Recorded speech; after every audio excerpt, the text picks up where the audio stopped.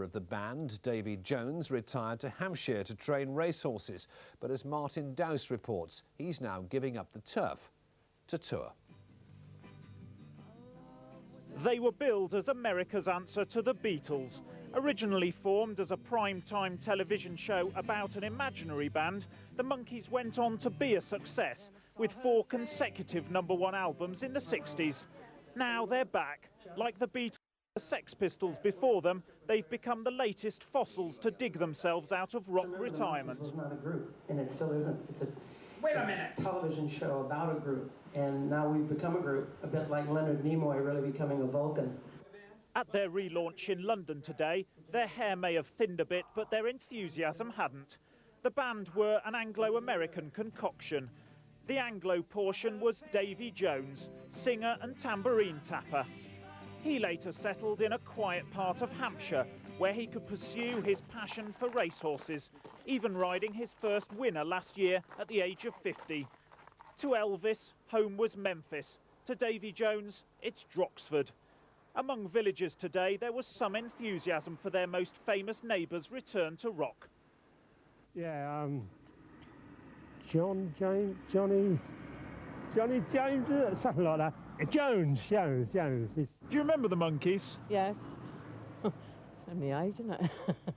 Good luck to them. Yeah, all the best for them. You don't think he's a bit old, a bit past it? Well, who's old these days? Well, they used to be quite good, didn't they? But then others, it seemed, couldn't give a monkeys. Hey with the Monkees, Daydream Believer, that sort of thing? No, sorry. I listen to classical FM. In the industry, the prospect of a new Monkees album and tour was greeted with some anticipation. The Monkees were nearly as big, in their heyday for about 18 months, they were nearly as big as the Beatles. Can you imagine that? They are going to be fantastic live. Of course, critics will say they're only doing it for the money, but they won't care. Once again, they'll be too busy singing to put anybody down. Martin Dowse for Meridian Tonight. Well, here's a face that everybody recognises, the original Wild Thing, Reg Presley of the Trogs, all the way from Andover. Are you going to give us a show off that? You know, get into it. I mean, the Monkees are back. Everybody's back these days, aren't they? We actually played with the Monkees a few months ago. We're on the continent, and yeah, we played with them in Belgium. In Belgium? Yeah, about 4 or 5 bands on an old festival show. Great.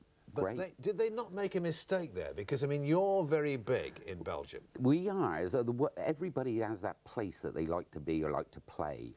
Belgium is us. Yeah. It's perfect. It always has been.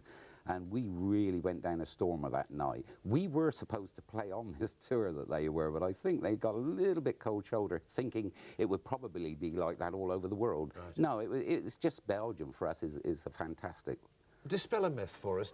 I mean, can the Monkees actually play their own instruments or not? Yes, they can. We saw them, actually, there was 2 of them on that show. Now they've all joined forces. I should imagine they've got something up their sleeve. Let's talk about the Trogs. Still going strong? Very much so, yeah.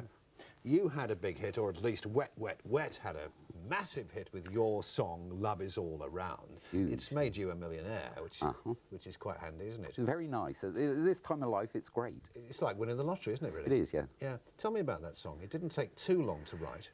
The strange thing was I'd been heavy working on a tour, you know, and I got home. It was nice to be home. I had a good vibe about being home. I had a good Sunday lunch, traditional Sunday lunch. Couple of pints?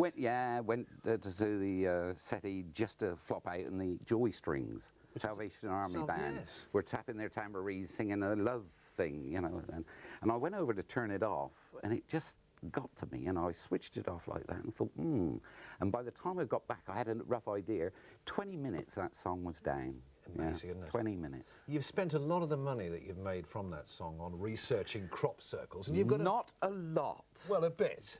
Quite a bit, 12 grand. 12 grand nearly, yeah. On researching crop circles, and you've got a book about crop circles coming out as well. That's right. Hopefully, What's it called? by the end of this year, I've called it Wild Things They Don't Tell You. I mean, you genuinely believe... I do now. In 1990, it was like a drive out for a Sunday afternoon and look in a crop formation. You know, Creatures from Outer Space? I should think so, yes. I think that's going to be the bottom line, and you'll probably all know this year. Really? Something's going to happen this year? Well, I think President Clinton might say something this year. Really? How fascinating. Oh, yeah, it is. Before you go, could you make an old man very happy? Could we just together, you and me, Reg, Okay. sing a few lines of Wild Thing? Okay, but do you mind if I do one thing? What? Together, now. Okay. Wild Thing, You make my heart sing. You make everything groovy. Lovely to see you, Cheers. mate. Good luck. Here's to the next million. Thank you.